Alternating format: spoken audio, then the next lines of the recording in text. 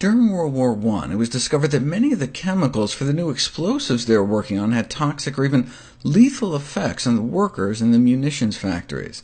Chemicals such as dinitrophenol, or DNP, boost metabolism so much workers were found somewhere along the road after work covered in sweat, with a temperature of 106 degrees Fahrenheit, or even 109 before they die, and then even after death their temperatures keep going up like a total body meltdown. But at subacute doses, workers claim to have grown thin to a notable extent after several months working with the chemical. That got some Stanford pharmacologists excited about the promising metabolic applications of DNP. One dose, and our resting metabolic rate jumps up 30%, an actual fat-burning drug. People started losing weight, no apparent side effects as a result of their weight-reducing treatment. On the contrary, they felt great, until thousands of people started going blind, and users started dropping dead from hyperpyrexia, fatal fever from the heat created by the burning fat. Of course, it continued to be sold. Here at last is a weight-reducing remedy that will bring a figure men admire and women envy without danger to your health or change your regular mode of living. No diet, no exercise. It did work, but the therapeutic index was razor-thin, a razor-thin difference between the effective dose and the deadly dose. It was not until thousands suffered irreversible harm that it got pulled from the market, until, of course, it was brought back by the Internet for those dying to be thin. There is a way our body naturally burns fat to create heat, though. When we're born, we go from a nice tropical 98.6 in our mother's womb straight to room temperature, and we're all wet and slimy. This represents a challenge for thermoregulation, for maintaining our warm body temperature. As an adaptive mechanism, the appearance of our unique organ around 150 million years ago allowed mammals to maintain our high body temperatures.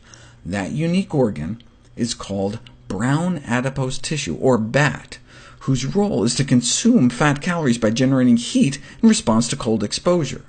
The white fat in our bellies stores fat, but the brown fat, located up between our shoulder blades, burns fat.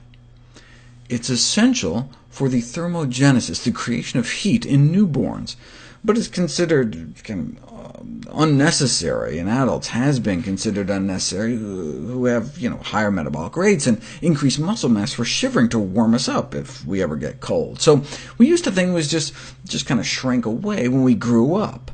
But if it was there, then it could potentially make a big difference for how many calories we burn every day, but supposedly we outgrew it. But when PET scans were invented to detect metabolically active tissues like cancer, oncologists kept finding hot spots in the neck and shoulder regions that on CT scan turned out to be not cancer, just fat. Then some observant radiologists noticed they appeared in patients mostly during the cold winter months. And when we looked closer at tissue samples taken from people who had undergone neck surgery, we found it: brown fat in adults. The common message from these studies is that BAT is present and active in adults, and the more we have, the more active it is, the thinner we are. And we can rapidly activate our fat-burning brown fat by exposure to cold temperatures. For example, you hang out in a cold room for 2 hours in your undies and put your legs on a block of ice for 4 minutes every 5 minutes, and you can elicit a marked increase in energy expenditure thanks to brown fat activation.